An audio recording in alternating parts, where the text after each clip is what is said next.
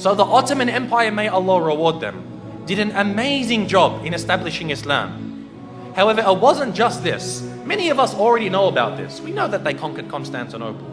But as I said, there's much that we don't know.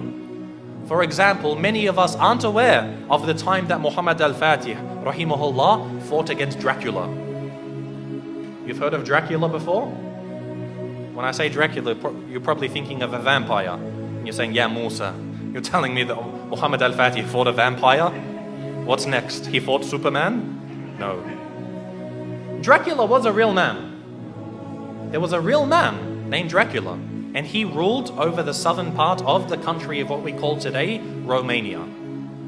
Now, Muhammad al-Fatih, rahimahullah, as he began to advance into Eastern Europe, for example, Bosnia, Serbia, Hungary, all of these lands, the people of Wallachia, of southern Romania, they wanted to fight against the Ottomans. However, they were very weak, and so they had to make a peace deal with him. So as part of this peace deal, Muhammad al-Fatih, rahimahullah, he said to the ruler, he said, you have to send me 2 of your sons, and we will send them to Istanbul to be educated. So he sent his 2 sons. One was named Vlad, and one was named Radu. Now Vlad is the one who we know as Dracula, because the word Dracula, it means son of Dracul, which was the name of his father. Dracul, it means shaitan, it means a devil. So he's the son of shaitan, and this is actually quite relevant. It's rather fitting when you hear about this man. What happened was, they went to Constantinople, they studied about Islam, and his brother actually became Muslim. So the brother of Dracula, Radu, became a Muslim. He memorized the Quran, he studied so much, and even Dracula studied the Quran even though he wasn't a Muslim. He spoke Arabic, he spoke Persian, he spoke Turkish, and of course Romanian and other languages. And later on, he was sent back to his country, Radu remained, and he became the ruler of his country. Because the Ottomans realized they can't send a Muslim to rule over the country because they're Christians. They wanted to send Vlad, Dracula, so that they could get him there and then defeat him in a war, and they would rule the country. However, Dracula, he decided that he wasn't going to do what the Sultan wanted. The Sultan sent him 2 emissaries, 2 people to come speak with him, and they said to him, you must pay us the jizya. Now that you're the ruler of the country, you have to pay us jizya.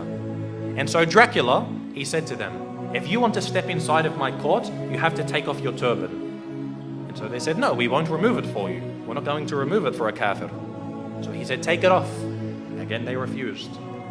So he told someone to come with some very big nails and hammers, and he said, if they refuse to remove it for me, then they will never remove it again.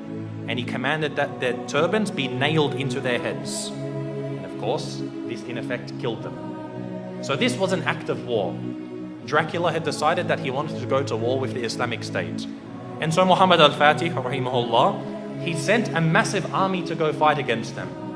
But Dracula, because of his tactics and the fact that he knew the Ottomans very well, he was able to defeat them on some occasions. Now what he did is what really makes him stand out as being an absolute devil. Dracula, what he did is when they would kill a person, or sometimes they wouldn't even kill him, they would capture them, he did something which is called impaling. Now, if you haven't heard of impaling, it's a pretty gruesome thing to start to describe. What they would do is they would get a very, very big stick. They'd make it sharp at one end, they would insert it through your backsides, pass it through your body until it comes out of your mouth. They would impale them, they would pass this through their body. A lot of the time they would be alive as well. And this is how they would kill them. And then they would put this in the ground, then impale the next person, put him next to him. And the Ottoman army, when they went to go check on their troops, they found that on one of the very long roads leading to the capital of this area, they found 20,000 Muslims impaled along the sides of this road. Imagine this. And we suffer today. No doubt we suffer as Muslims today. But things like this, you can't really compare. 20,000 of them impaled. You can imagine how Muhammad al-Fatih, rahimahullah, he feels. To see even one Muslim killed is too much. But to mutilate their bodies after this was something which was, beyond what was acceptable. And so he decided to send Radu, who was the brother of Dracula. He sent him to go fight against his own brother. And eventually Radu, rahimahullah, he was able to actually eventually catch up with his brother. This is after he commits so many more atrocities. Even the Christians, they started to back off from him. Because what happened was he, being Romanian, he was Orthodox, he wasn't Catholic. But he actually said to the Pope, he said, if you give me some more troops, I'll become a Catholic for you. Anything you want, I'll change my religion for you. He couldn't care. He wasn't a man of true belief.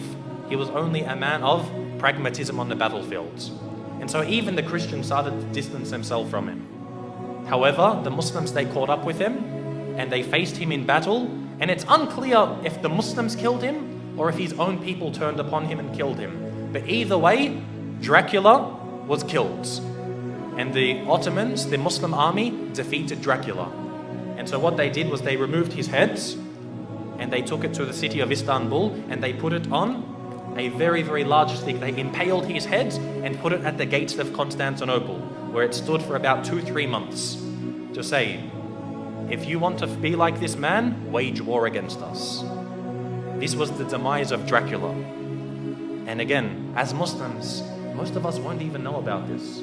How many people know that Dracula was a real man? And we as Muslims, we fought him and we killed him. You know how they say garlic kills Dracula, or a silver bullet to the heart, or a wooden stake? None of these kill Dracula. Muslims kill Dracula. So anyone who wants to follow the way of Dracula, they will face the same wrath from the Muslim Ummah.